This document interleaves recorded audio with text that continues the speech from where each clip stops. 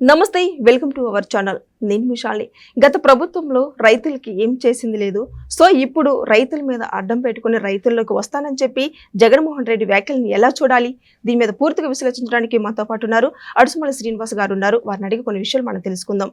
నమస్కారం సార్. నమస్కారం అండి. ఏమీ లేదు కానీ రైతులకి ఇప్పుడు రైతుల్లోకి వస్తున్నానని చెప్పి అంటే రైతుల మీద పెట్టుకొని రావడానికి ప్రయత్నిస్తున్నాడా? దీని మీద మీ స్పందన ఏంటి సార్? ఇప్పుడు అతను ఏదోటి కావాలి, వంకలేనోడికి డొంకట్టుకున్నాడు అంటారు కదా. నడి సముద్రంలో ఉన్నవాడికి చిన్న గడ్డిపోచ దొరికినా అది ఏది దొరికితే అది పట్టుకుని వెళ్దాం అనుకుంటాడు. ఆఖరి కుక్కదో కూడా పట్టుకుందాం అనుకుంటాడు.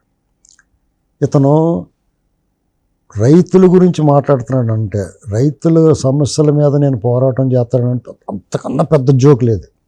ఎందుకంటే ఇతని హయాంలో 5 సంవత్సరాల్లో రైతులు నానా పాట్లు పడ్డారండి. అసలు మామూలుగా కాదు.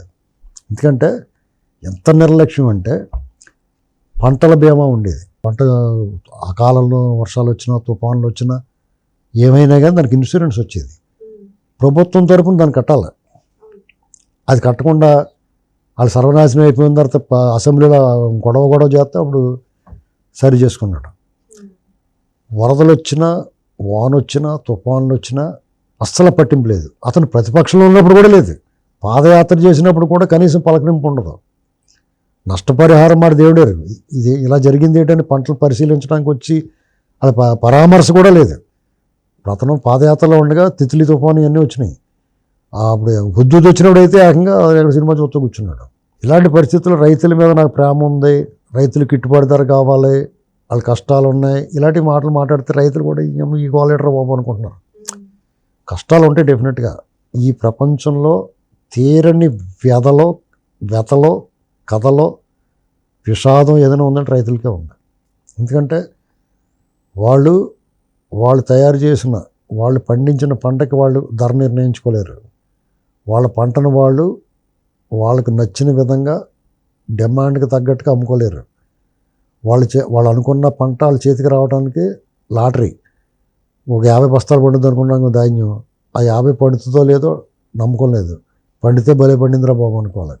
అంటే వాళ్ళకి భూమి దున్నిన కాడి నుంచి, విత్తనం నాటిన కాడి నుంచి, కలుపు తీతలో కట్టేతలో, కోతలో కట్టేతలో, కుప్పనూర్పిడి ధాన్యం మాసుగులు చేసి చేతికి వచ్చి దాన్ని అమ్మి అక్కడ అమ్మకానికి పంపించి అమ్మి డబ్బులు చేతికి వచ్చేదాకా పెద్ద ప్రహసనం నడుస్తుంది.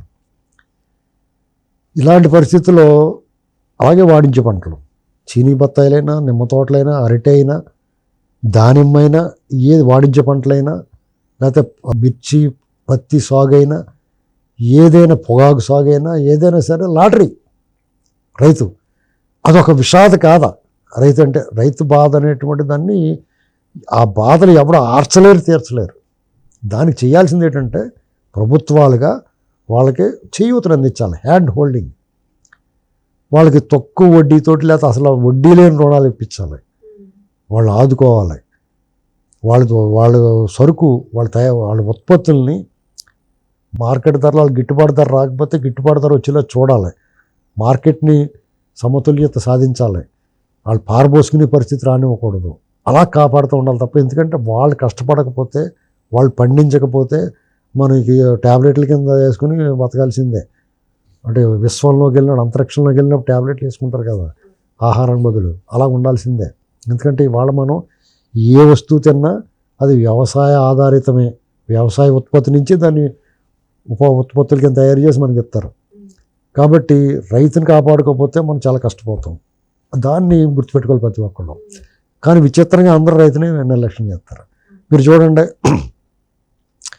ఒక వస్తువుని ఒక షాపింగ్ మాల్కి వెళ్తే అక్కడ తీసుకుని నోరు మూసుకుని ఆ డబ్బులు, ఆ బిల్లు అంత కట్టే వచ్చేస్తాం. కానీ 1 కిలో కూరగాయలు బేరం ఆడుకుంటాం. మన మనస్తత్వమే అంత. రైతుకి సరే, నేనైతే ఏం చెప్తానంటే, పళ్ళు కానీ, పువ్వులు కానీ, కూరగాయలు కానీ, రైతుకు సంబంధించి ఏదైనా సరే నేను అసలు బేరం అన్నాడు అంత చెప్తే అంత నేను యారను కూడా. నువ్వే ఏరైపోయా బాగుంటాను. వాడు మంచివాడు అయితే మంచి ఎత్తాడు, చెడ్డవాడు అయితే చెడ్డ ఎత్తాడు.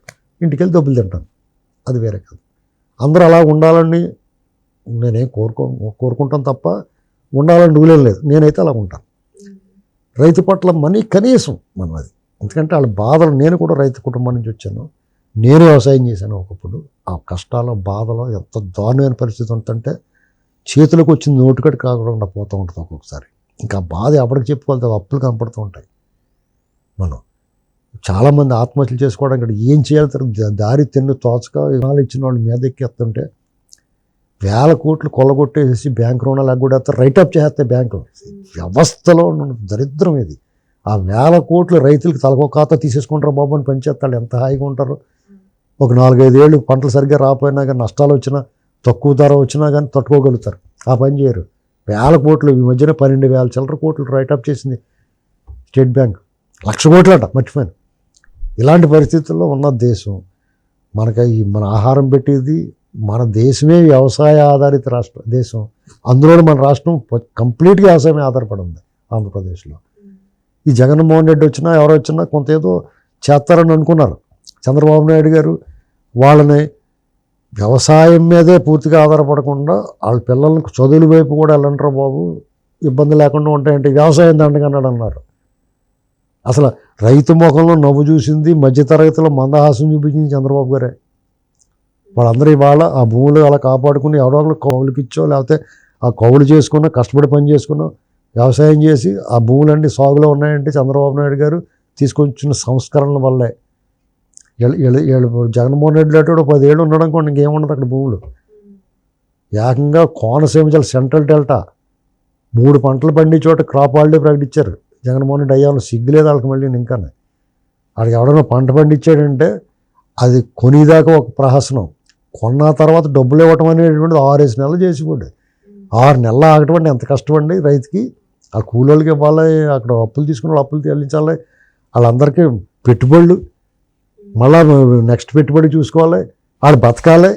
ఎన్ని రకాలు ఉంటాయండి, అవన్నీ ఏం లేదు. మొత్తం 6 నెలలు 7 నెలలు, డిసెంబర్లో వేస్తే జూన్ దాకా డబ్బులు ఇచ్చేవారు కాదు. వీళ్ళు మళ్ళీ వచ్చి రైతుల కష్టాలు నిజమే గిట్టుపడతారనేటువంటిది, అది తేమ శాతం అని అదని ఏమీ చూడకుండా కొనాలి. ప్రభుత్వాలు ఒక్క పని చేస్తే చాలు వాళ్ళకి, రైతులకి తేమ శాతం, ఆ శాతం, ఈ శాతం, ఈ గోల పెడతారు పాపం వాళ్ళకి. ఈ దొంగోళ్ళకి అదేముండదు, కాంట్రాక్టులు కట్టండి, రోడ్ వేసి వెళ్ళిపోతాడు. కార్పస్ వచ్చి ఉంటుంది తెలుసా మీకు, బూందీ వచ్చు, అలా వేసిపోతారు. అది మళ్ళీ అంటనే తీసేస్తే వచ్చేస్తుంది, అయినా సరే అది లభించేస్తారు. వీళ్ళకి మాత్రం రైతులు మాత్రం తేమ ఎంత ఉంది, ఇంత ఉంది, అంత ఉంది, రకరకాలు పీడిచ్చేస్తూ ఉంటారు. ఏమైనా రైతు పట్ల ప్రభుత్వాలే కాదు ప్రజలు కూడా సానుకూలంగా ఉండాలి.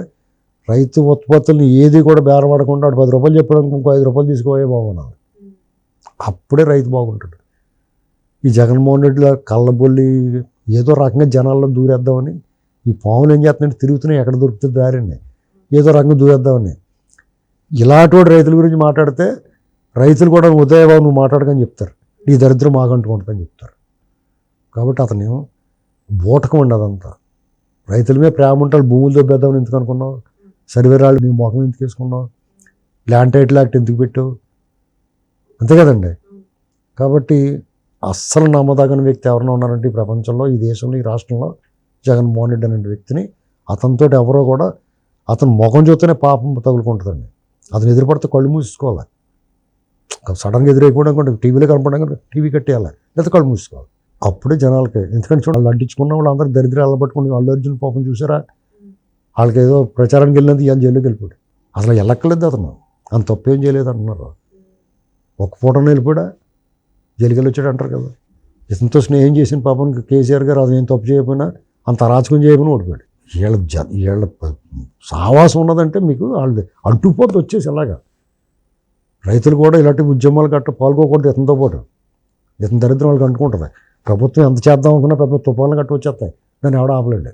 వీళ్ళ దరిద్రం మనకు అంటుకుంటుంది అన్నమాట. అది ఆలోచించుకోవాలి. Okay, thank you sir.